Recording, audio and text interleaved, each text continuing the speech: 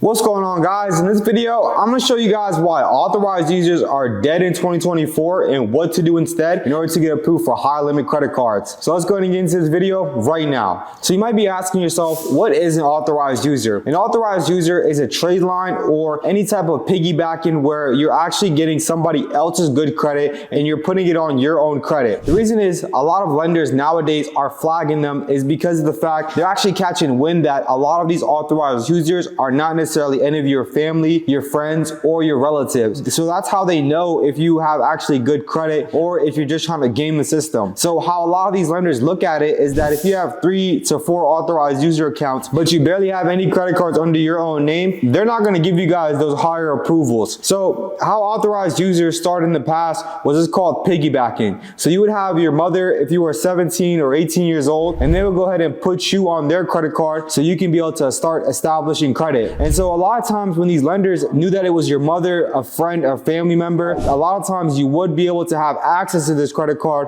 So you having that authorized user did actually hold a lot more weight compared to nowadays. They knew that as long as it was a family member that you were most likely using that credit card. However, nowadays lenders know that you guys can be able to buy an authorized user online from anybody that's not associated with you and be able to have $20,000 to $30,000 of credit reporting in your name. So these lenders are really getting very stringent nowadays, especially with 2024. The banks are really closing up right now with it being an election year. So you really want to be able to be smart because there's something called an authorized user abuse. So authorized user abuse is when you guys add too many authorized users. So a lot of these banks actually have algorithms to be able to detect if it's actually your account or it's actually an authorized user. So if it's an authorized user, it's actually weighed a lot less compared to if it's your own account. Lenders, they want to be able to see that you've been able to handle and manage your own credit, because the thing is that separates your credit card from an authorized user is the ownership. So when you have an authorized user account, it's not under your ownership. That's why it actually holds less weight compared to if it's your own credit card. When you have a lot of authorized users and you don't have a lot of your own credit, lenders, they know the game. They know that you guys are trying to just go ahead and act like you have higher limits than you really do. So a lot of times whenever authorized users worked in the past,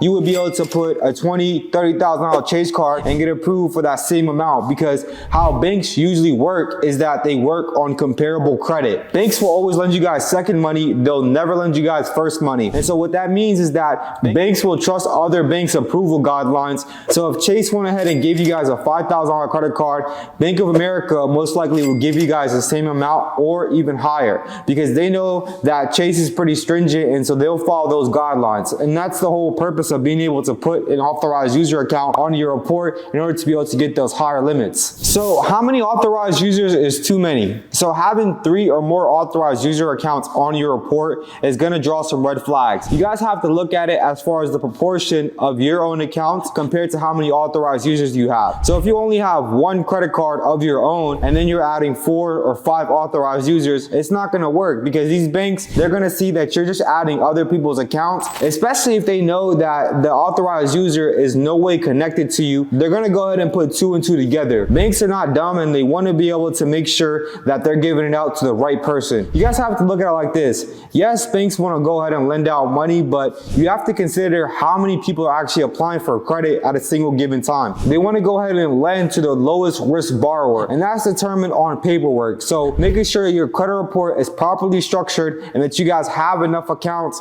to be able to show the bank that you're a credible borrower. That's going to be super important, guys, in order to be able to get approved for those higher limits. How I look at it is that you want to have 2 or 3 of your own credit accounts and then just simply add authorized users in order to be able to increase the age. So whenever I'm looking for authorized users, I'm always going to look for the authorized user account that has more age, because age will always trump limits in credit. I don't care where you go. If you have a credit card account that's literally 30 years old and only has a $1,200 limit, I'll take that credit card any day of the week compared to a credit card that has a $30,000 limit, but it was actually from last year. So you want to be able to add authorized users based off of how long they've been, because the longer the authorized user has existed, the better it is. That's exactly why banks will go ahead and give higher limits to people that are 40, 50 years old compared to a 25-year-old or a 23-year-old. Age is a very important factor because these banks, they want to know that you've been able to manage your credit over a long period of time. I mean, the thing is, right, you can be able to manage manage your credit for about 2 years, but they want to be able to see that somebody has went through life cycles like 10 years, even 20 years,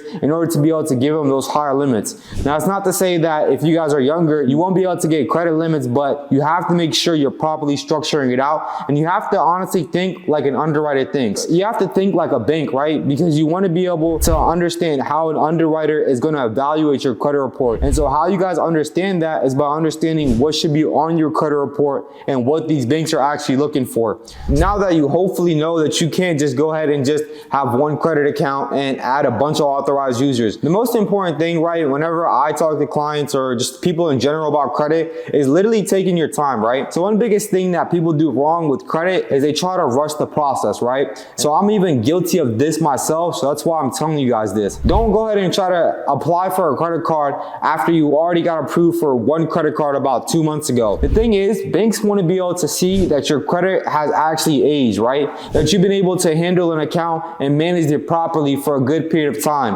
Good credit age literally starts at 6 months. So that's exactly why you can be able to actually go ahead and get a new car every 6 months, because payment history actually starts at 6 months. So after every 6 months is when a bank will consider your payment history significant in order to be able to be lended to. That's why whenever you get new cars, right, you want to actually be able to have that loan for 6 months and then trade it in, so then you can actually be able to get a higher car limit, right?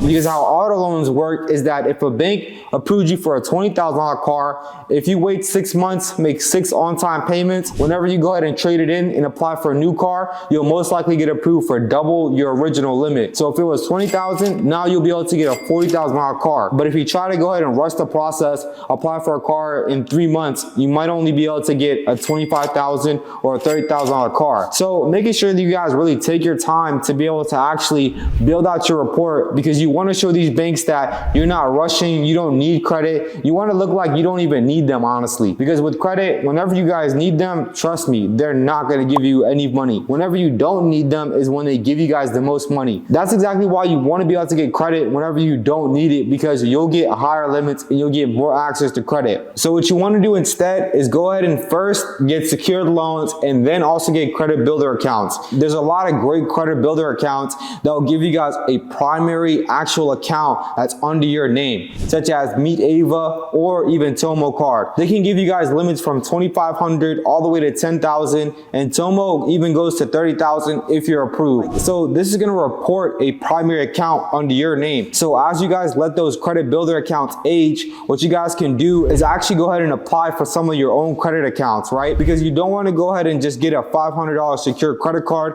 It's going to take you guys years to go ahead and go from a $500 limit all the way to a $5,000 or even $10,000 credit limit. So what you want to do is get approved for these credit builder accounts for $2,500, $5,000. So then when you do apply for your own credit accounts, 2,000 years later, then you guys are able to get $3,000, $5,000 credit limits. Manage those properly for about 6 months. And then when you add those authorized user accounts along with your own credit accounts, you're going to get higher limits, and the banks won't necessarily flag your account because they see that you also been able to handle your own accounts along with those authorized user accounts.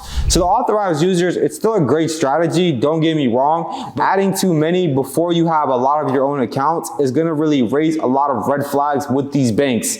So that's what you guys really want to do instead. Make sure you guys go and subscribe to the channel, man. Hardest financial literacy channel out there, man. Going crazy. Let's get it. And I appreciate you guys, and I'll see you at the top, my boy. Let's get it.